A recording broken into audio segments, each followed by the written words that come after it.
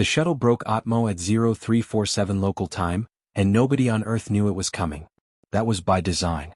Vareth Solon Kathivar, third daughter of the Archon of the Ketheri Dominion, had been planning this moment for 11 months, 4 days, and approximately 6 hours.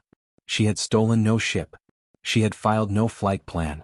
She had told no one, not her handmaidens, not her personal guard, not the adjutant who had served her family for 30 years and who genuinely believed she was asleep in her quarters aboard the Eternal Consideration, the Dominion flagship currently holding geostationary orbit above what humans call the Indian Ocean.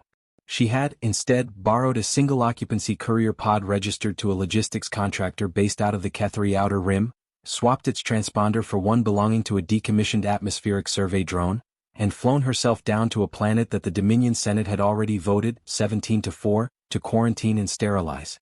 The vote had passed 6 days ago. The sterilization was scheduled for 31 days from now. She had, at best, 28. The pod set down in a field outside a small city that her navigation charts labeled Nairobi, Republic of Kenya, Earth. She had chosen it for 3 reasons. The language coefficient was high, Swahili had structural similarities to the trade pidgin she'd studied, the population density was moderate, and, most importantly, it had a functioning diplomatic relay station. One of the 12 that the Dominion had installed 2 years ago when Earth had been formally classified as a Category 3 pre-contact civilization and assigned a monitoring garrison. She stepped out of the pod into pre-dawn air that smelled of red soil and distant rain. It was, she would later admit to the first human she genuinely trusted, the most beautiful thing she had ever smelled. The Dominion's flagship had recycled air. The palace on Kether Prime smelled of processed minerals and the faint metallic tinge of climate control. Earth smelled alive in a way that no briefing document had adequately conveyed. She stood there for exactly 4 seconds, breathing. Then she closed the pod, activated its self-concealment shroud, and walked toward the lights of the city. She found the relay station at dawn. It was disguised as a telecommunications tower on the roof of a building that humans believed housed a regional logistics company. The Dominion was thorough in its deceptions. She had grown up understanding this as a point of institutional pride. Standing beneath the tower now, looking at the ordinary human city waking around her, the pride felt different. Heavier. The relay operator was a mid-grade signals clerk named Hoth. She knew his name because she had memorized the garrison roster before leaving the ship. He was 43 years old in Ketheri Standard, had served in 4 postings across 2 sectors, and had, according to his performance reviews, never once questioned a directive. He opened the relay hatch expecting a routine maintenance check. He found a royal. To his credit, he did not scream. He did go pale beneath his secondary pigment layer, which in Ketheri physiology indicated something between acute surprise and genuine terror. He also took 3 steps backward and knocked over a coolant canister. "Close the hatch," Vareth said in Ketheri Standard, because she had not yet had time to practice her Swahili beyond navigation queries. He closed the hatch. "Sit down, Clerk Hoth. I need to send a transmission, and then I need you to explain to me everything this garrison has reported about Earth's defensive infrastructure over the last 18 months. He sat down. His hands were shaking.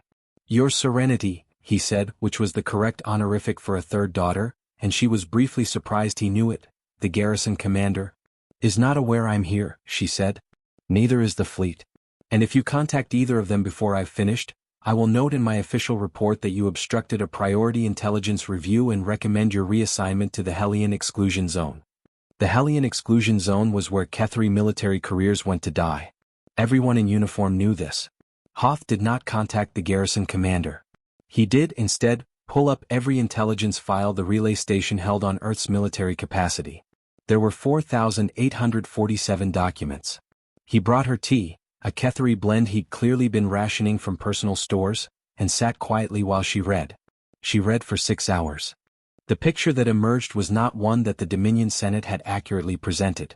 Earth was not, as Senator Velkareth had argued in the sterilization debate, a species with no capacity for coordinated resistance. Earth was a species that had spent the last 70 years building weapons for fighting itself, and those weapons were numerous, varied, and in several specific categories: atmospheric denial, hardened deep bunker infrastructure, and the sheer logistical breadth of distributed manufacturing, genuinely outside the parameters that Dominion strategic models had been designed to assess. The Dominion's models were built on a simple premise.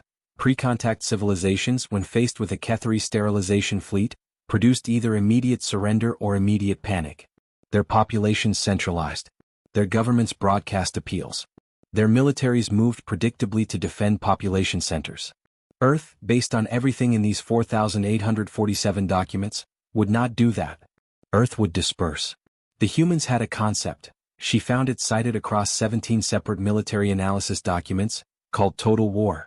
It meant something specific and chilling: the conversion of an entire civilization's economic and social infrastructure toward a single military objective, sustained indefinitely, even under catastrophic losses. The Kethari fleet held orbit with 23 capital ships and 4 support carriers. That was the standard sterilization package for a Category 3. It had worked on 11 other worlds. Those worlds had not developed nuclear weapons, chemical weapons, biological weapons, railgun artillery, submarine missile platforms, hardened intercontinental delivery systems, and she stopped at this one for a long moment, a documented philosophical tradition of preferring death in resistance to submission. The Senate had not known this. Or they had known it and had not considered it relevant. She was beginning to understand that the gap between those two possibilities was the most dangerous space in the galaxy. She closed the last file. The relay station was quiet. Outside, Nairobi had moved from morning into the full bright heat of midday. Hoth had fallen asleep in his chair. He was snoring faintly. Vareth looked at the transmission console, then at the window, then at nothing in particular for a while. She was the third daughter of the Archon. She had no inheritance claim, no political power, and no official role in the Dominion's governance. She had a title, a considerable education, and 11 months of careful secret preparation for a plan that her own mother would call treasonous and her eldest sister would call suicidal. She also had, by the careful calculation that had kept her awake for most of those 11 months, a roughly 30% chance of actually stopping this. 30% was not nothing. She activated the transmission console and began composing a message, not to the Dominion, not to the garrison, not to her family. To the humans. Specifically to the frequency she had found buried in document 3291, filed under anomalous broadcast intercepts, flagged and then ignored by the garrison's automated sorting system, because it was encrypted in a rotating cipher that the Dominion signals intelligence had classified as unsophisticated and therefore unimportant.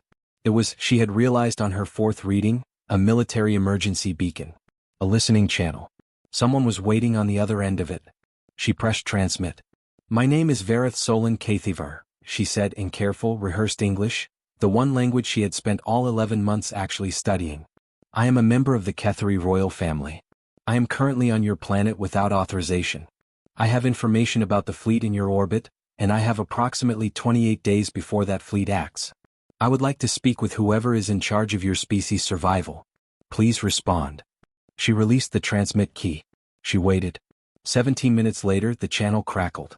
"This is Colonel Amara Osei, East African Defense Coordination. I'm going to need you to say that again slowly because my communications officer just spilled his coffee and we want to make sure we heard you correctly." Vareth felt something in her chest that she did not immediately have a word for. She later identified it as relief. "I will say it as many times as necessary," she said. "Good," said Colonel Osei. "Stand by." Colonel Amara Osei arrived in a vehicle that Vareth's translation matrix identified as a Land Cruiser and which appeared to have been driven very fast along roads that did not entirely justify that speed. She stepped out with 3 people who were clearly security and 1 who was clearly intelligence, and she looked at Vareth for a long moment with the expression of someone who had been told an extraordinary thing and was now performing the mental exercise of deciding whether to believe it. Osei was a compact woman in her mid-50s, with close-cropped gray at her temples and eyes that processed information with the particular efficiency of someone who had spent decades in situations where slow thinking had consequences. She wore no rank insignia on her field clothes, which told Vareth more than insignia would have. "You're smaller than I expected," Osei said. "Your people are larger than our models predicted," Vareth replied. It was one of several miscalculations. Osei looked at the relay station tower, then back at Vareth. "That's a Dominion installation." "Yes." "You came down from the flagship." "Yes." "And nobody up there knows you're here." "Not yet." "That window will close within." Vareth checked the time notation on her data slate. "Approximately 9 hours when the morning shift reviews the personal quarters logs and discovers my absence." Osei absorbed this. She turned to the intelligence officer, a younger man with the particular stillness of someone who had been extensively trained not to show reactions, and said something in rapid Swahili that Vareth's translation matrix rendered as, "Get me a secure line to the coordination center and tell them to wake everyone up." Everyone. Then she turned back to Verith. Walk with me, she said. They walked along the edge of a field where something was growing in long green rows. The morning light was gold and long, and the earth smell was even stronger here, rich with something Verith had no referent for.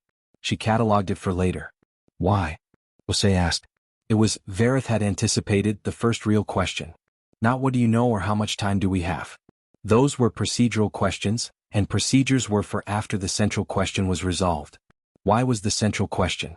My government has voted to sterilize your planet, Verith said. The stated reason is biosecurity. Your species carries 4 pathogens that present theoretical risks to Ketheri immune profiles. The actual reason is that you represent an uncomfortable variable. You are pre-contact but you are not compliant. Your development trajectory does not follow the models. The Senate finds that unsettling. So they're going to kill 8 billion people because we make them nervous. 17-4, Verith said. That was the vote margin. 4 senators argued that a Category 3 civilization with your specific technological profile warranted a contact protocol rather than a sterilization order. They were outvoted. Osei was quiet for a moment. And you disagree with the 17? I find the vote, Verith paused. The English word she needed was somewhere between several other words, and none of them were exactly right. I find it a profound institutional failure dressed in procedural legitimacy. Your species should not die because it makes Senate bureaucrats uncomfortable. That's a kind way to put it. I am trying to be useful rather than emotional, Verith said. I can be emotional later. Right now I need you to understand what I'm offering and what it will cost, because both of those things are specific. Osei stopped walking. She turned to face Verith directly, arms crossed, in the posture of someone who was genuinely listening. Tell me. What Verith was offering was this. She had, over 11 months of careful and somewhat illegal information gathering, compiled a complete technical profile of the sterilization fleet's operational doctrine, its formation protocols, its communication architecture, its weapon systems and, most critically, its command authorization chain. Ketheri sterilization orders require dual authorization to execute, the fleet admiral's personal cipher key and a confirmation signal from a Dominion Senate relay. If either signal was absent, the fleet's targeting systems would not engage. This was a safeguard built into the system after an incident 40 years ago that the Dominion officially classified as an administrative irregularity and that Verith, having read the sealed records, privately classified as the massacre of a pre-contact civilization that the Senate later admitted had been misidentified. The Senate relay was located on Kether Prime, 16 days at standard transit from Earth's position. The Admiral's cipher key was located in the personal security module of Admiral Thek Varys, currently aboard the flagship Eternal Consideration. I cannot get you the Senate relay, Verith said. That is beyond any capability I have. But I know Admiral Varys. I have known him since I was 7 years old. He was my father's chief of naval operations before he was given fleet command. And I know something about him that is not in his service record. Osei waited. He voted against the sterilization order, Verith said. Not in the Senate, he has no Senate vote. But when the Archon convened a military advisory panel to review the order, Admiral Varys submitted a dissenting analysis. He argued that the fleet's casualty projections for a resisted sterilization of Earth were unacceptably high, and that the Dominion's long-term strategic position did not benefit from the engagement. He was overruled. He was overruled. But he is not, at his core, a man who believes this operation is just. He is a man following orders from a chain of command he has served for 40 years, and there is a difference between those two things. Osei was quiet for a long moment. Behind them, her security team maintained a precise perimeter. Somewhere in the city a phone was ringing. You want us to make contact with the Admiral? Osei said slowly. I want to make contact with the Admiral, Verith said. I want to go back up to that ship, and I want to sit across a table from a man who has known me since I was a child and who I believe I cannot be certain, is looking for a reason to stand down. And if you're wrong? If I am wrong, Verith said, then I will have returned to the flagship voluntarily, the Dominion will have recovered their missing royal, and you will have lost nothing except the time of this conversation. We'll have lost our warning, Osei said. You already had 17 days more than you would have had otherwise, Verith said. That is the gift I could give you from the ground. What I can give you from orbit is the possibility of survival. The gold morning light moved across the long green rows of the field. A bird was singing somewhere, a species Verith did not know, a sound that had no parallel in any world she had visited. She watched Osei's face as the colonel worked through it. The thing about humans that no Dominion briefing document had captured was the visible quality of their thinking. The way calculation and emotion moved together across their expressions, not hidden, not performed, but simply present, as natural as the tilt of a head. "What's your success probability?" Osei asked. 30%, Verith said. Osei made a sound that her translation matrix flagged as a laugh, short and involuntary, expressing something other than amusement. "Most people would dress that number up a little," she said. "I spent 11 months calculating it," Verith said. "I found the number uncomfortable enough that I spent 3 more months looking for errors in my methodology. I did not find any." Osei looked at her for a long moment. "What does the other 70% look like?" Verith met her gaze. "It looks like I failed to convince him. It looks like they restrain me, return me to my family, and proceed with the operation. It looks like you have 17 days to prepare rather than 31. She paused. "I will also note that in the 30% scenario, I am likely to be tried for treason under Dominion law, which carries a specific and unpleasant set of consequences for a royal." Osei uncrossed her arms. She looked at the field, at the city, at the sky where nothing visible was killing them yet. "You're betting your life on 30%, she said. "Yes. For a planet full of people you've never met. Your species should not die because it makes bureaucrats uncomfortable," Verith said again. "I found that position defensible 11 months ago. I still find it defensible now. The math doesn't change the principle." Osei was quiet for another moment. Then she said, "I need to make some calls. Come with me." They gave her 9 hours in a room that humans called a safe house, which was a small apartment above a grocery warehouse that smelled of cardboard and preserved fruit, and which had exactly the kind of deliberate anonymity that intelligence services across multiple civilizations had independently discovered was more useful than fortification. Osei's people were professional. They did not hover. They brought her food, ugali and a lentil preparation that she ate carefully and found genuinely good, and they ran 2 sessions of structured intelligence debriefing that she participated in fully, holding nothing back, because holding things back was not the strategy she had chosen and she saw no reason to abandon it now. The intelligence officer's name was David Mwangi. He was precise and thorough, and he asked questions in a specific order that told her he was working from a prepared framework. She answered them all. When he reached the technical specifications of the fleet's weapons systems, he stopped typing for a moment and looked at her across the table with an expression she had learned to read as recalibrating assumptions. "These yield figures," he said carefully, "for the orbital bombardment platforms." "Yes. These are the actual figures. Not estimates. I transcribed them from the fleet's operational order," she said, "which I accessed by exploiting a permissions gap in the flagship's administrative network that the technical staff had not yet patched. The gap was, I will note, created by a software update 6 months ago that the fleet's IT section has been deprioritizing." Mwangi looked at the numbers again. "Colonel Osei is going to want to see this immediately," he said. "I know," Verith said. "That is why I gave it to you." At hour 7 Osei came back. She sat across from Verith without preamble and said, "We've been in contact with 17 governments in the last 6 hours. Every one of them has been read in on your core data. 3 of them didn't believe us until we sent the fleet's own communication intercepts. That is understandable. We've also been quietly moving some assets." Osei's tone was carefully neutral. "I'm not going to tell you exactly what because I don't know if you're going back up to that ship or not yet, and I'm not comfortable." "You shouldn't tell me," Verith agreed. "If I return to the flagship and am detained, anything I know is potentially accessible.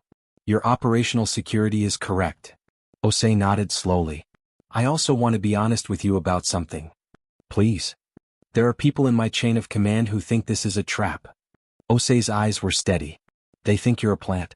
That the Dominion knows we have the relay station. That they sent you down to make contact, build trust, and gather intelligence on our defensive preparations while we believe we're getting a warning." Verith had anticipated this. "That is a rational concern. Is it a correct concern?" "No," Verith said. "But I understand that I cannot simply tell you that and have it be sufficient. So I will tell you this. If I were a Dominion intelligence asset, I would not have given you the weapons yield figures. Those are not the kind of figures you give to a target species if you want them to feel safe enough to cooperate. Those are the kind of figures you give someone when you want them to understand the full weight of what is coming." Osei was quiet. "I gave you numbers that should terrify you," Verith said, "because you needed to be terrified. Comfortable people negotiate. Terrified people act." The silence in the small room was specific. the silence of someone deciding something. "All right," Osei said finally. "Here's where we are. We can get you back up to the flagship. We have a relay insertion capability that the Dominion doesn't know about. Don't ask me how, I will absolutely not tell you. We can put you on a trajectory that makes it look like you were aboard the whole time and the biometric logs were glitched. Your absence doesn't have to be officially noted. That is, more capable than I expected. We've had 2 years to study your monitoring infrastructure," Osei said, with the particular flatness of someone saying something significant in an understated way. "We weren't entirely asleep." Vareth absorbed this. "I see. The question," Osei continued, "is what you do when you get up there. You want to approach Admiral Varys directly. Walk me through how that conversation starts." She walked Osei through it. All of it. The history with Varys, the specific angles of approach, the points of possible resistance, the argument she had constructed over 11 months of rehearsal. Varys had served the Dominion for 40 years. He was, by every external metric, loyal. But loyalty, Vareth had come to understand, was not a single thing. It was layered: loyalty to institution, loyalty to principle, loyalty to the people one had watched grow up, loyalty to one's own private moral ledger, which every thinking being maintained even when they never consulted it publicly. She was not going to argue that Varys should betray his institution. She was going to argue that his institution had already betrayed him by placing him in command of an operation that his own analysis had found unjustifiable, and that standing down was not treason, but rather the only option that left him with the thing a 40-year career should build. A record he could examine at the end of his life without flinching. "He's 61 years old," Vareth said. "He has 2 grandchildren on Kether Prime. He built his career on a specific understanding of what the Dominion is, and what it should do with its power. The sterilization order conflicts with that understanding. I'm not asking him to become a different person. I am asking him to be more fully the person he already is." Osei was quiet for a moment. "That's a good argument." "It is the only argument I have that I believe in," Vareth said. "The 30% comes mostly from whether he has the will to act on it. And the rest of the 30%? Whether I can deliver the argument without being detained before I finish it." Osei made that same short involuntary sound again, the one the translation matrix kept flagging as laughter that wasn't. "When do you need to go?" she asked. Vareth checked her data slate. "Within the hour. The overnight logs will reconcile at 0200 shipboard. That is our window." Osei stood. She extended her hand in the human gesture that Vareth had looked up and understood but had not yet been on the receiving end of. Vareth took it. The handshake was firm and brief. Osei's grip was the grip of someone who had spent a long time doing things with her hands. "If this works," Osei said, "I want a proper conversation. About everything. No debrief format, no security protocols. Just a conversation." "If this works," Vareth said, "I will have considerable time to give you, as my legal status within the Dominion will require a significant period of diplomatic resolution. That's a polite way of saying you'll be in exile." "I have been preparing for that possibility for 11 months, Vareth said. "I find I am not as upset about it as I would have predicted." She left through a side door into a night that smelled of rain coming, and looked up at a sky that contained, somewhere invisible, somewhere silent, 23 ships waiting for an order. She had 30%. She would have to make 30% be enough. She came back aboard the Eternal Consideration at 0147 shipboard time, through a maintenance access shaft that ran along the ship's secondary hull and emerged in a utility corridor 2 decks below the royal quarters. The gap in the biometric log had been, somehow, cleanly handled. She did not know how, and the not knowing was a specific discomfort she chose to set aside. She had 17 minutes before the overnight log reconciliation. She used 14 of them to reach her quarters, change her clothes, and compose her face into the expression of someone who had been sleeping. She used the remaining 3 to unlock a secondary data terminal, access a maintenance scheduling interface, and, in a move she had rehearsed 40 times, route a non-flagged personal communication request to Admiral Varys's private inbox, time-stamped as routine administrative correspondence and buried under a header that automated systems would classify as miscellaneous quarters maintenance. The message contained 7 words: "I need 20 minutes. The usual place." The usual place was the observation gallery on Deck 7, a long, curved room of transparent aluminum that looked out toward the stars on the ship's port side. When Vareth had been 12 years old and had accompanied her father on a state inspection of the fleet, Varys had taken her there and shown her the named stars visible from that angle and explained, with the particular patience of someone who genuinely liked explaining things, Why the Dominion had been built outward from this specific cluster and not from any other. She had been 12. She had asked too many questions. He had answered all of them. She did not know if he would come. At 0320 the observation gallery door opened. Admiral Thek Varys was 61 years old and wore the weight of that career in the set of his shoulders and the economy of his movement. He was tall for a Ketheri male, with the secondary cranial plating of his family's lineage and eyes that were the particular gray-green that indicated high-function pattern recognition in Ketheri genetic profiles. He had not brought guards. He had not brought aides. He came alone in his off-duty uniform, and he stood in the gallery doorway for a moment looking at her. "You weren't aboard?" he said. "Not a question." "No. You were on the planet." "Yes." He came inside and let the door close behind him. He did not sit. He stood with his arms at his sides and looked out at the stars that they had named together 19 years ago in this same room. "Tell me what you did," he said. She told him. All of it. She told him about the 11 months of preparation, the courier pod, the relay station, the intelligence clerk who had made her tea. She told him about the 6 hours of reading and what she had found. She told him about Colonel Osei and the safe house and the 14 governments that had been read in on the data. She told him about the handshake. She told him carefully and precisely what she had given them.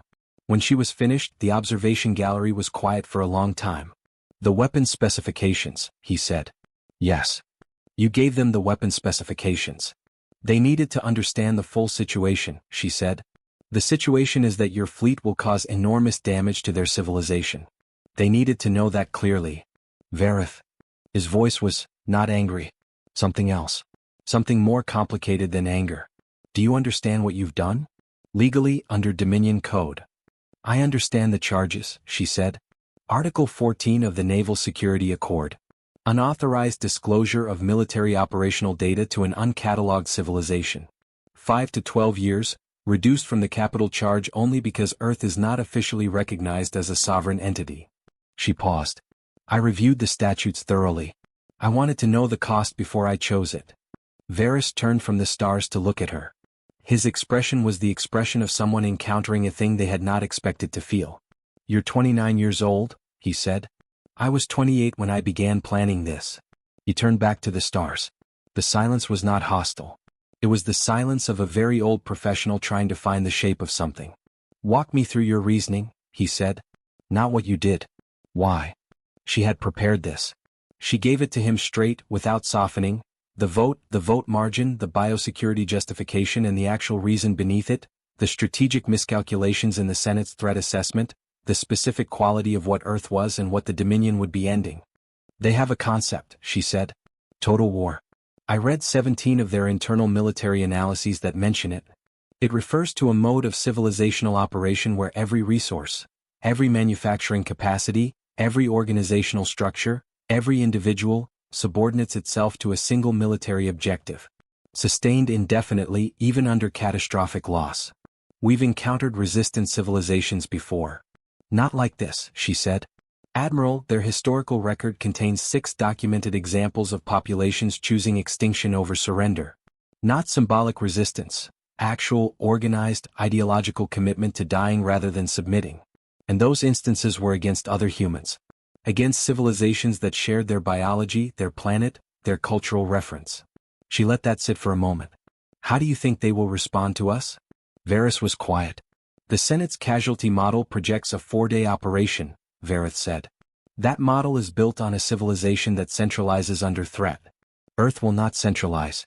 It will disperse and harden, and it will fight in a way that our fleet's targeting doctrine is not designed to counter, and it will keep fighting long after any rational assessment says it should stop, because their civilization has a deeply embedded philosophical tradition that frames that kind of fighting as honorable, as the right thing to do." She leaned forward slightly. "This operation will not take 4 days. I believe it will take months. I believe our losses will exceed any previous sterilization engagement by a factor our logistics chains are not built to sustain. And when it is over, we will have spent a generation's worth of naval resources eliminating a species that was never actually a threat to us, and whose elimination will become the defining moral fact of this century for every civilization watching." Varys said nothing for a long moment. "Then, you calculated this. Over 11 months. And you came to the conclusion that the right response was to go down to that planet and warn them." "I came to the conclusion," she said carefully, That the right response was to come to you. Going to the planet was necessary to verify my data and make initial contact. Coming to you was always the objective. He looked at her. Really looked at her, in the way that he had when she was 12 and asking questions about the stars. What are you asking me to do? He said. I'm asking you to stand down, she said. I'm asking you to file a commander's discretion hold on the operation pending reassessment of the strategic threat model. It is within your authority. Article 9 of the Naval Command Accord gives any fleet admiral discretionary pause authority of up to 40 days on operations where new intelligence materially affects the original threat assessment. A commander's discretion hold requires documented grounds. I have 4,847 documents, she said. I will give you every one of them. The stars moved in the slow arc of the ship's rotation. Somewhere in the distance, through the transparent aluminum, Earth was a blue curve at the edge of the frame, visible from this angle, this position, at this hour. Varys looked at it. If I file that hold, he said slowly, the Senate will review it. They'll send an inquiry commission. It could take months. Yes, Varys said. That is rather the point. He was quiet for a very long time. Your father, he said finally, is going to be very angry. Something moved in Varith's chest. Not quite what she had expected. My father, she said, voted against the sterilization order. Varys turned to look at her. I know, she said. He was the one dissenting voice on the Archon's advisory council. He was overruled by the full Senate and he accepted the overrule because that is what the procedural framework required. She met Varys's gaze steadily. I am his third daughter. I have been told my whole life that I have his specific talent for finding the argument that everyone else in the room has missed. The Admiral said nothing. He will be angry, Varys said. And then I think he will be something else. Varys looked back at Earth. 40 days, he said. 40 days, she said. All I am asking for is 40 days. The silence stretched. The ship hummed its deep mechanical hum. Earth turned, slow and blue and entirely unaware of this conversation in the window. Get me the documents, Admiral Varys said. The commander's discretion hold went into the system at 0612 shipboard time. Varys was in her quarters when it filed. She felt it the same way she imagined one might feel the moment a very large door closed. Not loudly but with a finality that resonated through the structure of everything around it. Her data slate showed the confirmation code. 40 days pending strategic review. Admiral Thek Varys, Commanding Officer, Ketheri Sterilization Fleet 7. Grounds, material new intelligence affecting original threat assessment. She set the data slate down on her bunk and sat very still for a few minutes. Then she sent a transmission to the frequency Colonel Osei had given her. A single word in English that she had looked up specifically for this moment. Confirmed. The response came in 40 seconds. Good. Now we get to work. The next 17 days were the strangest of her life, and her life had, in the previous month, included landing without authorization on an alien planet, suborning a signals clerk, and committing several specific categories of Dominion treason. She existed in a peculiar suspension. Officially, she was still a member of the royal family on a personal visit to the flagship. Unofficially, she was the subject of a security review that Admiral Varys was managing with considerable care. Enough care that she had not yet been formally detained, because detention would require documentation, and documentation would reach the Senate before Varys was ready for the Senate to be paying attention. The inquiry commission would arrive in 14 days. There was, in Dominion bureaucratic terms, a specific kind of leverage that existed in the time between a formal hold and the commission's arrival. A window in which the facts of the situation could be established before the Senate's interpretation of those facts arrived to reframe them. Varys was using that window. She was helping him use it. They worked in his private office, which was the most secure space on the ship and which Varys had swept for monitoring devices twice before their first working session. He had pulled in two of his senior strategic officers, a captain named Ven and a commander named Salith, both of whom had been informed of the situation with the blunt efficiency of a man who trusted his people and did not have time for elaborate management. Both officers had, after a period of very careful stillness, chosen to keep working. Varys respected them for that. They were constructing a strategic reassessment document, the kind of formal military analysis that, under Article 9 of the Naval Command Accord, the Senate would be legally required to engage with before overriding a commander's hold. The document needed to be technically airtight, procedurally impeccable, and, most critically, absolutely overwhelming in its detail. The Senate could override a hold. But overriding a well-documented hold in an operation that was now on record as having been challenged on strategic grounds by a 40-year veteran commander, was politically different from proceeding with the original order. An override meant the Senate owned the outcome, every casualty, every prolonged engagement, every strategic miscalculation, explicitly and on the record. That was a different political calculation than the one they had made 17-4. Below them, Earth continued its rotation. She knew, from Osei's updates, that the humans were doing something with their 40 days. She did not know the specifics. Osei's messages were deliberately vague because Vareth had told her to keep them vague, because Vareth was still on the ship and the ship was still a Dominion military asset. But the tone of the messages was specific. The humans were not waiting passively. They were preparing.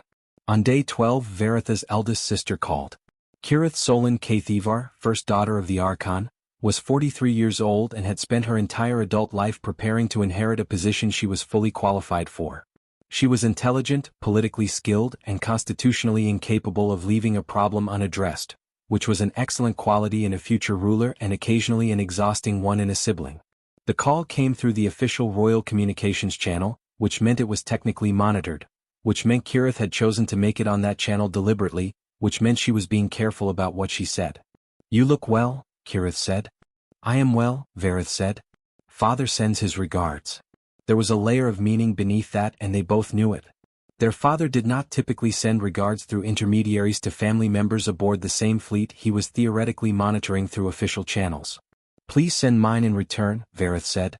Kirith's expression was the expression of someone maintaining a specific kind of diplomatic composure under conditions that would have caused a less disciplined person to say something inadvisable. "The commission arrives in 2 days," Kirith said. "I am aware. There is some discussion in the capital about the nature of the hold." "There would be," Vareth said. Senator Velkareth has characterized it as, Kirith paused with the precision of someone who was choosing words that were technically accurate but strategically useful, an unusual administrative measure. "Senator Velkareth led the sterilization vote," Vareth said. His characterization of anything related to this operation carries a specific weight of self-interest. Kirith looked at her for a long moment. "Father," she said carefully, "asked me to tell you that the legal review team has begun preliminary assessments of Article 14 implications." "I see." "He also asked me to tell you," and here Kirith paused in a way that was entirely unlike her, a pause that was not diplomatic but personal, "that the third daughter of the Archon has consistently demonstrated a quality that he has always considered, privately, to be the most important single attribute in anyone who exercises power." Vareth waited. He said, "The willingness to be right in a way that costs something." The call ended. The screen went dark. Vareth sat in her quarters for a while, looking at nothing. Then she went back to the strategic reassessment document and spent 4 hours making it better. The commission arrived on day 14. There were 5 of them, 2 senators' staffers, a military legal officer, a strategic analyst from the Dominion Central Intelligence Directorate, and, as chair, a senior committee member named Counselor Ithvan whose reputation in Dominion administrative circles was specific.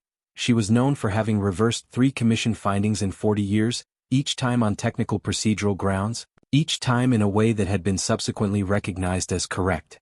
Vareth met them at the docking bay. Vareth was not present at the docking. She was not yet formally identified as a subject of inquiry, and that ambiguity was, for the moment, more useful than resolution.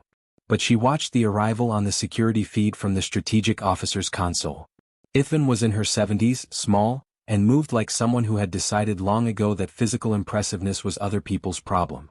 She stepped off the transport, looked at the ship around her with the detached assessment of someone evaluating a situation rather than a location, and said something to Vareth that the audio feed was too distant to capture. Vareth's response was visible in his posture. He was, Vareth thought, relieved. She zoomed the feed. Ithvan was still talking. Vareth was nodding. His shoulders, which had been carrying the weight of 14 days of managed ambiguity, had settled into something that was not quite resolution but was close to it. Vareth opened a message to Osei. "The commission chair may be favorable. I cannot confirm this.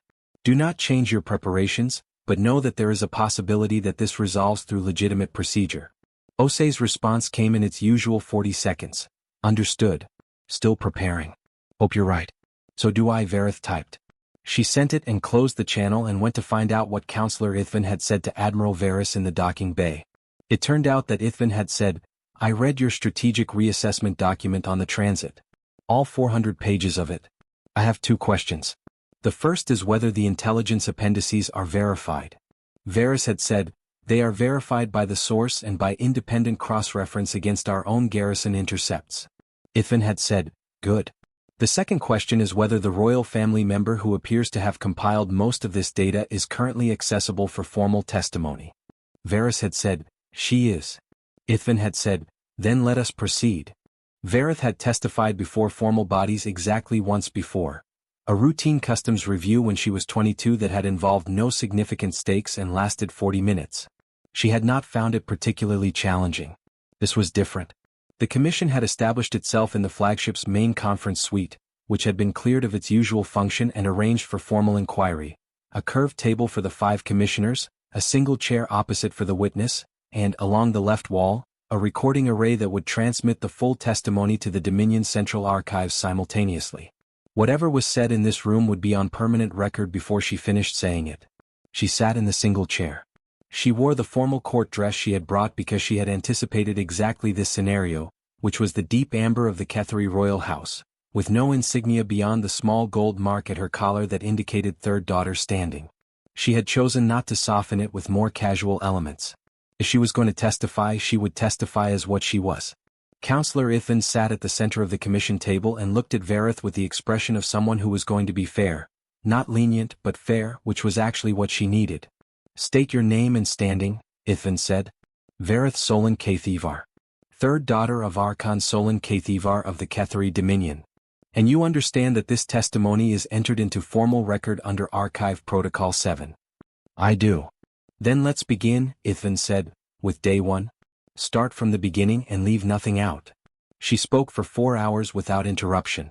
She was not interrupted because the commission had apparently agreed before the session began to let her complete the full account before questions.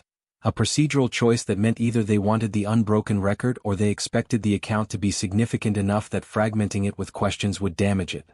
Either way, she was grateful. She told it all. The 11 months, the calculation, the courier pod, the relay station, the 6 hours of reading, the conversation with Osei, the safe house, the intelligence she had provided, the return to the ship, the conversation with Admiral Varys, the hold, the 17 days of document construction. She told it without apology and without excessive justification, because the facts, she had decided, were sufficient on their own, and because she had learned, from 11 months of careful thinking, that the most persuasive argument was almost always the one that trusted its audience's capacity for reasoning. When she finished, the conference suite was quiet. Then Counselor Ithan said, I have 3 questions. Please. The first, you stated that the sterilization vote was 17-4. You also stated that you believe the actual reason for the vote was strategic discomfort with Earth's development trajectory rather than the stated biosecurity justification. What is the basis for that distinction? The biosecurity assessment was conducted by the Dominion's Standard Threat Analysis Division using the Category 3 survey data, Varys said. That data was collected by a monitoring garrison that, by the time of the vote, had submitted 14 requests for survey scope expansion that were denied on administrative grounds. The biosecurity assessment was therefore conducted on an incomplete data set that all 14 of those requests indicate would have produced a materially different result. She paused. I would also note that in the Senate debate transcript, Senator Velkareth referenced Earth's unpredictability as a concern 4 separate times while the biosecurity justification was mentioned twice. The weighting of his stated concerns does not align with a biosecurity-driven decision. Ithan made a note. Second question. You provided Earth's defensive forces with the fleet's weapons yield specifications. Why did you consider this necessary rather than, for example, providing them with only the timeline and the general nature of the threat? This was the question she had been most careful about. Because a species that does not fully understand the nature of the threat it faces cannot make a fully informed decision about its response, Varys said. And because I needed Colonel Osei and the governments she was briefing to understand not only that the threat was real, but that the Dominion was capable of carrying it out. The alternative, providing them with a partial picture, would have produced a partial response. I needed a complete response. And the strategic value of their response to you was? It changes the political calculus, Varys said. If Earth responds to a Dominion sterilization operation with a level of resistance that significantly exceeds the Senate's projected engagement model, that becomes a fact on record, a fact that any subsequent Senate debate about civilizations in Earth's developmental category will have to address. She met Ithvin's eyes. I did not warn them only to save them. I warned them because I believe the Dominion needs to see what it is actually deciding to do when it approves an operation like this one. The gap between the Senate's understanding of this operation and the reality of this operation is a gap that will have consequences regardless of the outcome. I wanted those consequences to be visible. Ithvin held her gaze for a moment. Third question, she said. It is personal, and you are not required to answer it for the record. Ask it, Vareth said. Did you believe when you began this process that you would succeed? Vareth considered the question. I believed there was a 30% probability that I would succeed, she said. I found that probability discomforting. I spent 3 additional months looking for errors in the calculation that would improve it. And did you find any? No. Then why proceed? Vareth was quiet for a moment. Because the alternative was to not proceed, she said. And the alternative carried a probability of success that I found even less acceptable. Ithvin made a final note. Then she looked down the commission table at her 4 colleagues. I believe we have sufficient foundation for our preliminary assessment, she said. We will take a recess. The preliminary assessment came 3 days later. It was 41 pages. Vareth read it in the private office that Varys had made available to her, and she read it carefully, and by page 12 she understood what it was going to say before she reached the conclusion. The commission found that the commander's discretion hold filed by Admiral Varys was procedurally valid under Article 9 of the Naval Command Accord. The strategic reassessment document supported a material revision of the threat model used to justify the original sterilization order. The intelligence gathered by Vareth Solon Kathivar, while obtained through methods that raised significant questions under Article 14 of the Naval Security Accord, constituted a substantial contribution to the Dominion's accurate understanding of the Category 3 civilization designated as Earth.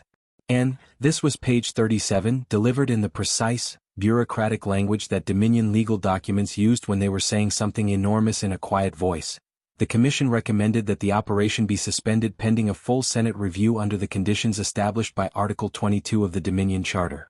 Article 22 was the provision that required the Senate to publicly justify any military operation that had been formally challenged by a commissioned officer on strategic grounds. It was invoked roughly once per decade. It meant the Senate would have to defend this decision, openly on the record with the full strategic reassessment document available for the defense and against arguments that an admiral with 40 years of service had found compelling enough to act on. Vareth set the document down. She sent one message to Osei. The Commission has recommended suspension pending full Senate review. I cannot promise the Senate will agree, but they will have to answer for whatever they decide. Osei's response was not 40 seconds this time. It was 9 minutes, which Vareth had time to reflect probably meant she had shared the information with several other people before responding. When the response came it was brief. We understand. We're still preparing. But thank you. And then, are you all right? Vareth looked at that for a long time. She was in a private office on a Dominion military flagship, facing charges under Article 14, with a 30-day Senate review standing between everything she had worked for and either resolution or failure. She was, by every objective measure, in a precarious position. She typed, "Yes, I think so," and found, somewhat to her surprise, that she meant it. The Senate review took 26 days. Vareth spent them on the flagship, in a state of supervised residence that was technically not detention. Counselor Ithvin had structured it carefully enough that the distinction held, and which provided her with access to the ship's library systems, regular meals, and a view of Earth that had not changed in 37 days and which she had not grown tired of looking at. She received updates. Varys briefed her every third day with the formal correctness of a man who was managing a situation he had chosen to manage well. Osei sent messages through the relay that had been formally acknowledged now as a diplomatic communication channel, a small thing but a thing that had not existed 38 days ago and now did. Her sister Kirith sent formal updates through the Royal Communications channel that contained, beneath their diplomatic precision, the warm skeleton of sibling news. The garden on the family estate was in season, their father had read the commission report twice and had made no public comment. On day 26 the Senate voted, 11-10, for suspension. The margin was 6 fewer than the margin that had authorized the operation. It was also, technically, a reversal, the operation suspended pending a full diplomatic contact protocol, to be developed over the following 18 months, with a contact commission to be drawn from the Dominion's existing diplomatic corps and from, for the first time in Category 3 procedure, selected representatives of the civilization under assessment. Humans would have a seat at the commission. A small seat, an informal seat, a seat that would require significant negotiation to formalize. But a seat. Verith read the vote count on her data slate in the private office that had become, over 26 days, something like her office. She sat with it for a while. Then she sent the message to Osei. Osei responded in 4 minutes this time. The message was 3 words: "We heard." Yes. She was formally charged under Article 14 17 days after the Senate vote. The charge was expected. The legal process would take time. Dominion legal proceedings of this complexity typically ran 18 to 24 months, and the outcome was genuinely uncertain, which was something she had known when she began and which she had decided, 11 months and several lifetimes ago, to accept. What was not expected was the character witness list. Admiral Varys submitted a formal character testimony, which was procedurally appropriate and not surprising. Counselor Ithvan submitted a formal statement to the legal tribunal, which was mildly unusual for a commission chair but within precedent.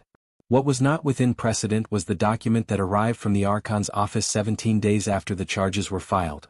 A 3-page personal letter, submitted to the legal record under the Archon's seal, which the tribunal was legally required to acknowledge and which the Dominion's legal commentators would spend the next several months parsing. The letter did not argue for Veritha's innocence under Article 14. The charges under Article 14 were, as her father well knew, factually supported. She had disclosed military operational data to an uncatalogued civilization. That was a fact and the letter did not dispute it. What the letter argued was that the spirit of Article 14, the protection of Dominion military security, had not been violated, because the intelligence Verith had disclosed had not been used against the Dominion, but had instead been used to produce a commission finding that materially improved the Dominion's strategic position by averting an engagement that the fleet's own admiral had found unjustifiable. The letter concluded with a sentence that the legal commentators quoted most often, over the following months, in their analysis. The Dominion's security is not served by operations that our own commanders find strategically indefensible. My daughter found a way to make that fact visible. The cost of that visibility is a legal proceeding. The cost of its absence would have been higher. The Archon's seal. On the record. Permanent. Verith read it once in the private office, alone. She did not cry. She sat very still for a while, and then she opened her communication terminal and sent her father a message that contained nothing formal, no diplomatic language, no procedural framing. It said, "Thank you." His response came 6 hours later, which was the transmission delay from Kether Prime. It said, "You asked better questions than I did. I'm trying to learn from that." The first official diplomatic contact between the Ketheri Dominion and the Terran Coordination Council, as Earth had, with considerable speed and some disagreement, organized itself into, took place 8 months later. It was held, for logistical reasons that reflected no symbolism and considerable practical constraint, in a converted conference facility in Geneva, which humans had apparently been using for exactly this kind of meeting for several centuries and which had the advantage of being neutral, accessible, and equipped with very good coffee that the Ketheri delegation found surprising and pleasant. Verith was not on the diplomatic team. She was still engaged in her legal proceedings, which were proceeding at the pace characteristic of Dominion legal proceedings, and she was also not, as she had explained carefully to the 3 journalists who had obtained interviews with her in the intervening months, the right person for the diplomatic role. She had been the right person for a different role. The roles were not the same thing. But she was, informally, a consultant to both sides. The Dominion's diplomatic team called on her for cultural context and strategic background. Colonel Osei, who had been promoted and was now General Osei, called on her for something harder to name but which Verith had come to understand was the most important thing in any negotiation. A translation not of language but of assumptions, the invisible frameworks through which different minds understood the same events as fundamentally different stories.